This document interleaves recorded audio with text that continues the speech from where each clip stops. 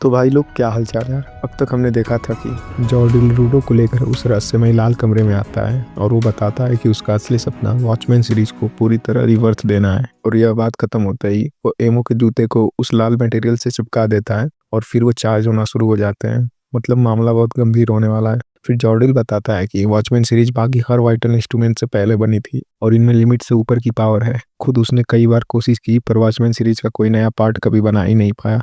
लेकिन एक एक्सपेरिमेंट के दौरान उसने एक नई प्रॉब्लम क्रिएट कर दी। उसका एक चार्म था जो इंस्ट्रूमेंट बनने में फेल हो गया था और उसे उसने कचरे में फेंक दिया। फिर हम देखते हैं कि वो इंस्ट्रूमेंट चमकने लगता है और वही उसने आसपास के कचरे से एक ट्रेस मॉन्स्टर तैयार कर दिया। यानी जिन ट्रेस बिस्ट से रूडो पहले लड़ चुका है वो सब भी जॉर्डिल की ही देन है। रूडो को भी याद आता है कि पहली बार जब वो रियो के साथ गया था तो बिस्ट के अंदर से एक इंस्ट्रूमेंट निकला था, यानी कि वो जॉर्डिल की क्रिएशन थी। और फिर हमें पता चलता है कि इस वक्त वो सभी लोग एक जिंदा ट्रेस मॉन्स्टर के अंदर बैठे हैं। वही लाल दिल उस मॉन्स्टर का कोर है और ये बिस्ट उन्हें उड़ाकर स्पेयर तक ले जाएगा। फिर कहानी कट होती है रूडो के बचपन पर। उसके हाथ लाल होते हैं और लोग भी बोल रहे होते हैं कि ये कातिल का बेटा है, इसे भी पीठ में फेंक दो। तभी रेक्टो उसकी जिंदगी में आता है, उसे घर देता है, सहारा देता है। पर रूडो के हाथों का दर्द कम होने का नाम ही नहीं लेता। रेक्टो बाद में उसे एक ग्लव्स देता है जिस पर कि उस वॉचमैन सीरीज का ही लोगो बना होता है। यानी रेक्टो के पास ये ग्लव्स कहाँ से आए थे। जॉर्डिल भी हैरान है। एक स्पिराइट जिसके पास वाइटल इंस्ट्रूमेंट की जानकारी तक नहीं, उसके पास वॉचमैन सीरीज के ग्लव्स कैसे हैं,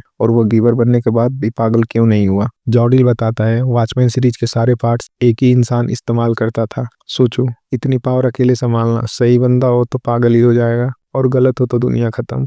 रूडो कहता है मैं तो इतने टाइम से ग्लव्स यूज कर रहा हूँ, मैं तो पागल नहीं हुआ। जॉर्डिल जवाब देता है क्योंकि हम दोनों इंसानियत खो चुके हैं और इसी वजह से हम इस सीरीज की असली पावर निकाल सकते हैं। जॉर्डिल का असली गोल होता है पूरी वॉचमैन सीरीज को समझना और किसी एक इंसान में उसकी पूरी ताकत बढ़ना। और ये ट्रेंस मास्टर पूरा का पूरा एक्सपेरिमेंट थे। रूडो से मिलना, टीम को यहाँ लाना सब प्लान था। और अब ये ट्रेस पीस उड़ान भरता है। उधर गीता जो चुप थी, जैसे ही सुनती है कि वो बिस्ट के अंदर है वो एक्साइटमेंट में चिल्लाने लगती है। एंजिन भी नोटिस करता है कि जमीन हिल रही है। मैंने तो फाइट भी शुरू नहीं की और बॉस उड़ गए। फिर वो इंजन से कहता है पहले मुझ पर अटैक करो यार। पर इंजन कहता है जब तक मेरे दोस्तों का पता न लगे मैं किसी से भी नहीं लड़ूंगा। फू बोलता है दीवार पर जोर से मारोगे तो टूट जाएगी, हम एक ट्रेस बिस्ट के अंदर है। इंजन सदमे में, उसे पता ही नहीं था।